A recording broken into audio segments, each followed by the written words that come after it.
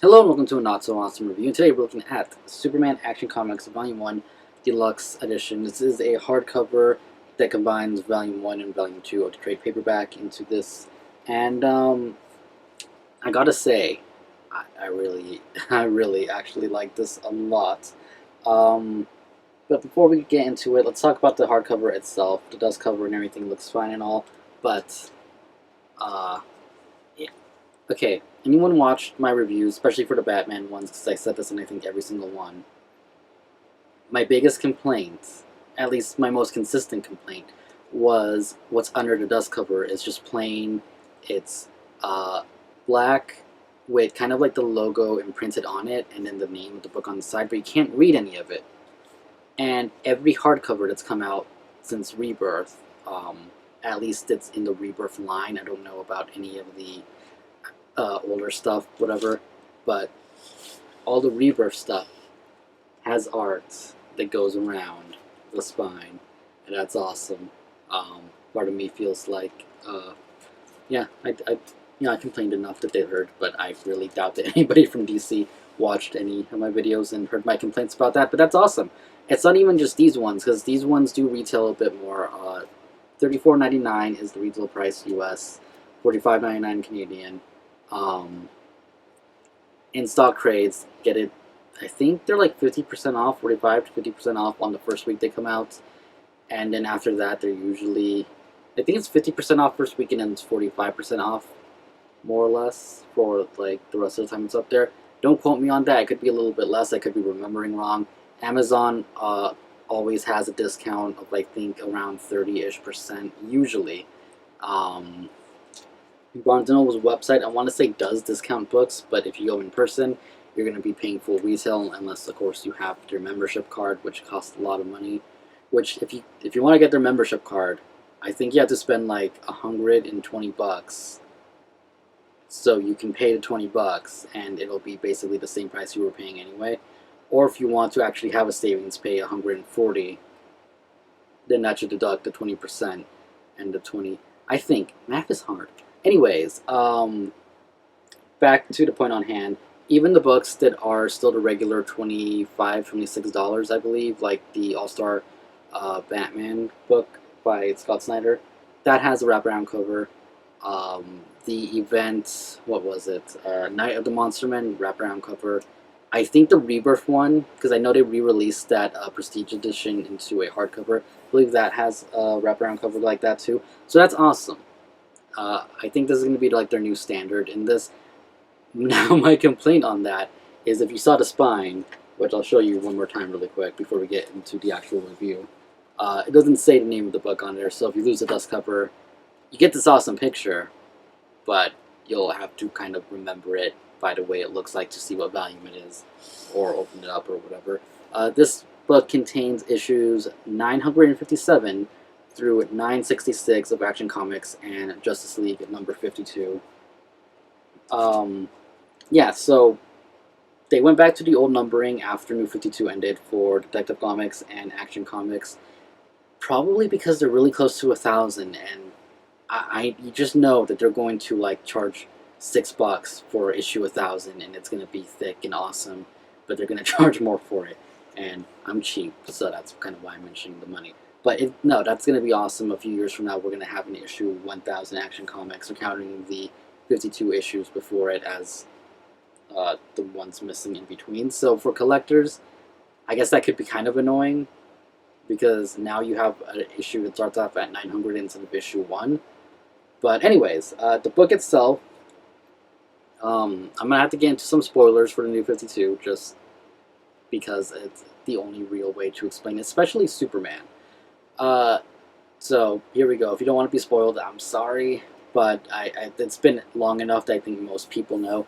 The New 52 Superman is dead, at least at the time of this book. I'm not caught up in Action Comics. I don't know what's happened since then. I've heard things, but I don't know for sure. So, knowing that, New 52 Superman is gone, and he's been replaced by pre-New 52 Superman, who I believe most older people will know. You know, he's been around. He's the one who was around before New 52, and he's married to Lois Lane. He has a kid, and they're kind of they're not taking over their old lives, but they're it's more like they're hiding out. They've been in hiding for a while. They don't really want to meddle in with the world, but with Superman gone, this Superman seeing Luthor, which is the beginning of this, kind of coming out wearing the Superman symbol on his armor and kind of declaring himself as new Superman, kind of gets him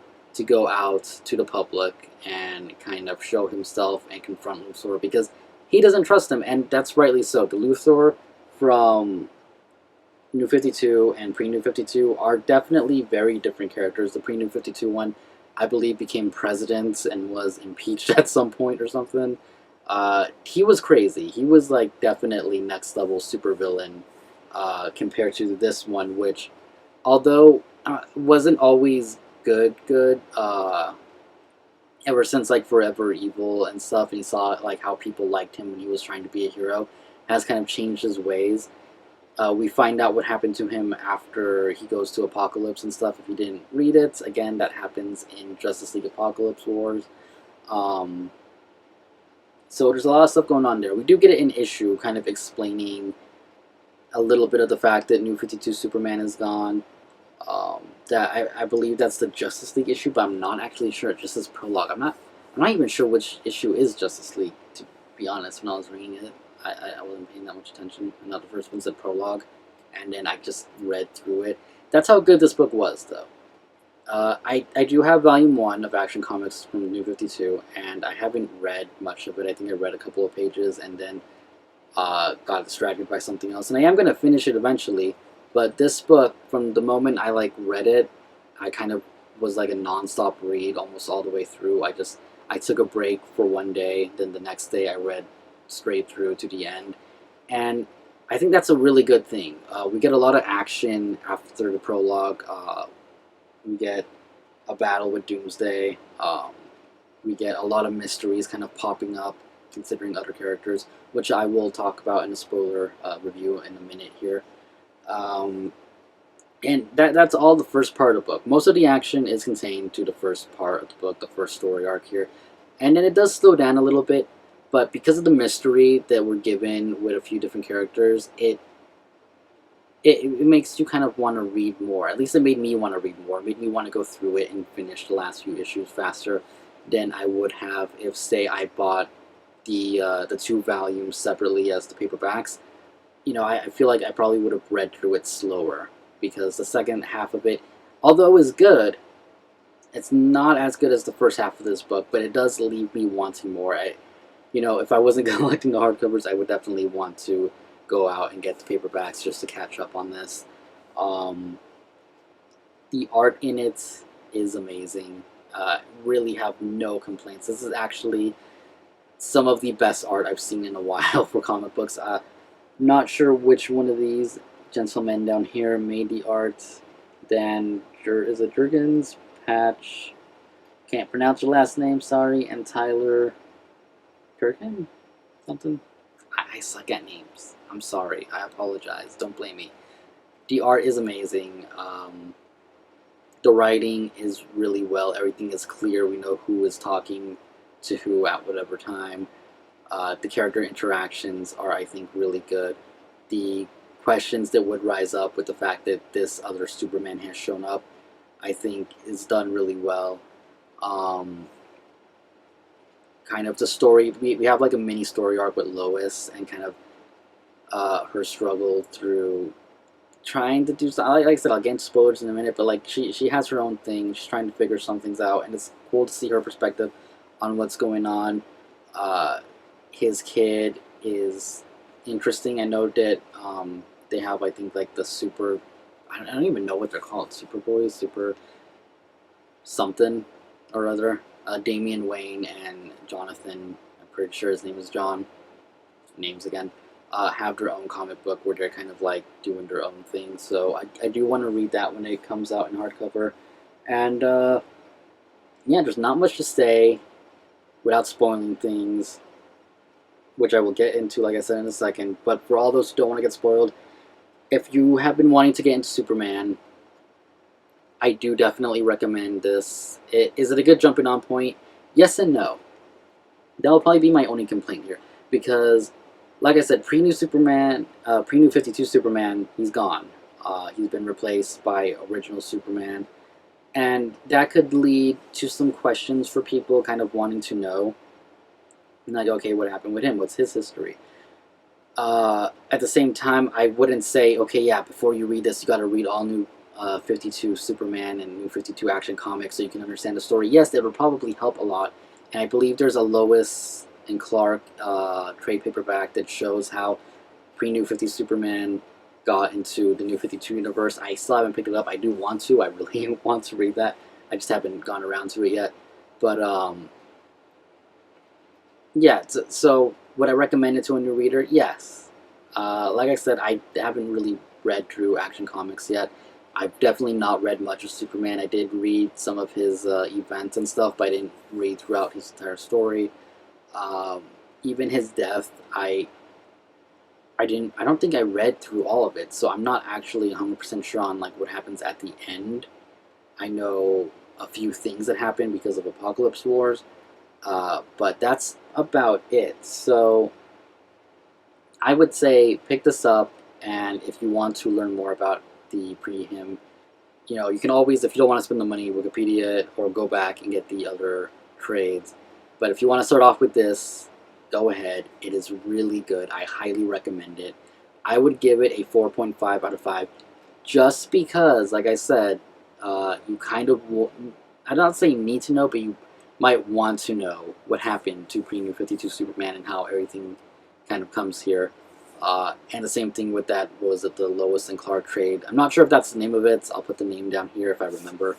But yeah, that's the only reason why I'm not giving it a full 5 out of 5. Otherwise, art is amazing. The writing is amazing. The story is definitely really good. And yeah, let's get into some spoilers here. So what I was talking about earlier is like Lois's kind of story arc. This is towards the end of the volume where, you know, we if you read is it Superwoman, I believe, you know what happened to Pre-New 52 Lois. Not Pre-New 52, so many numbers. New 52 Lois is gone. She got Superman powers and then disintegrated? I don't know. I really thought that, I don't know, maybe, like I said, I haven't been keeping up, that she would come back or something because of the way she kind of just disappeared. That was all in the first issue, I believe, of Superwoman, and it left me thinking, no, she can't actually be gone, and I don't know if she's gonna come back, but Lois wants to kind of, I guess, help look for her, because to her and to everybody else, she's just missing, aside from Lana, who knows what's happened. And she gets a letter and has a thing on the bottom. She figures, okay, it's the password to her computer. So she goes back to the Daily Planet, which to her is scary. And this is what I'm saying, is I really like her story arc, because, you know, although she looks like Lois, she's a little bit older, her hair is different and stuff, but nobody really questions it, though they do kind of question the way she's acting a little bit, because obviously their personalities are slightly different. She has a small interaction with Lex Luthor, which is kind of funny because, like I said, everybody knows, or they know him as kind of a not good guy at all, and he's different here. We eventually see Clark Kent, which it's another big thing of this book, is right off the bat when Superman arrives to confront Luthor, which to us isn't a surprise, but to the audience watching in the comic book is a surprise. There comes out a Clark Kent, and he's claiming to be Clark Kent, and saying that Superman put him into hiding and then never came back for him because of something he was investigating and all this stuff. And that's probably the biggest mystery of this series so far. I'm sure it's going on. I mean, it might still be going on. Who knows? It might have been concluded by now. But it's really interesting to see that and see how that plays out. That has a couple of issues dedicated to itself, where he's kind of doing his own investigating thing. And he is basically Clark Kent, but he's kind of kind of an ass at the same time. He's very, you know, outgoing in the fact that he wants to get that story. He doesn't really care about his safety or what's going on. He wants to get the story no matter what, kind of thing going on there. And it's interesting because we see Superman do kind of a test on him to find out his memories, and his memories are the ones he's claiming anyway, to him, are true. But during the Lois storyline, he kind of drops coffee on Lois's computer at work and breaks it, and it just makes you think, okay, so is he not a good guy? So I really like that whole story going on there. I think it's being done really well. The whole thing with Doomsday, I think, was really well done. This is most likely the same Doomsday that attacked Superman before in the pre-New 52. We get to see him kind of like struggling. Everybody, like, not everybody, but Lois is scared about what's going to happen because of what happened last time we fought him, which was Death of Superman. And we see him trying to be smart about his battle with him.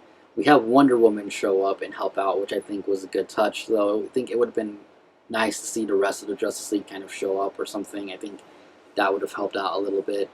That lasted, I think, like the first 4, maybe 5 issues, somewhere around there.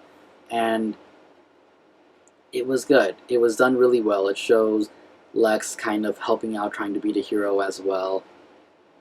We get Superman not trusting him, but not really having a choice to trust him. And we see their kids' kind of potential a little bit. See, you know, he might even be faster than Superman. They had like a race and he gets home before him. So who knows, he might become stronger than his dad at some point, but I would assume that would be later in the future. I don't know, I really liked it. The battle, I think, was done really well. The writing, like I said, was done really well. I have nothing bad to say about it. I think whatever's controlling Doomsday, that guy that we don't really see, but he's there, who's kind of orchestrating everything. It leads a lot of mysteries. It leads off with a lot of questions, like what's going on there, what's going on with this Clark Kent. I guess we solved the whole pre-New 52 Lois thing. I mean, New 52 Lois, like I said, it's a little confusing because pre-New 52 and then there's New 52 and then it's like, okay, they're both in the same place. Either way, highly recommend it. 4 out of 5. Nothing else to say here. Like I said, I will hopefully be doing more comic book reviews, especially as these come out. I believe Justice League comes out in 2 weeks, so hopefully I'll get that and do a review for you guys when that's out. And I will be getting the deluxe hardcovers from now on. I know I got the paperback and did a paperback review for, I believe it was just Batman Volume 1. And I was going to do one for Detective Comics, but it's been so long, I'm just going to wait for the hardcovers for those 2 to come out, and I'll be doing reviews on that. I'll eventually get on to finishing the pre-New 52 stuff I have, and I do want to go back and do some reviews on those other books and other older books, so they are coming back. Don't worry if you subscribe for the comic book stuff. I know I've been doing a lot more toy things, but the toy things aren't going to go away, but they're going to be there along with this, and maybe some other different kind of videos that aren't really related to this stuff. I was going to do a whole update video, but it's been issues with chargers breaking again. If anybody owns a MacBook Pro, you know how easy the MagSafe chargers break because they're pieces of crap. There's really no other way to put it. I've just been cheap and buying replacement wires on Amazon and just soldering it back on. But that's a story for another day. Anyways, hope you guys enjoyed the review. See you guys later. Thanks for watching. Goodbye.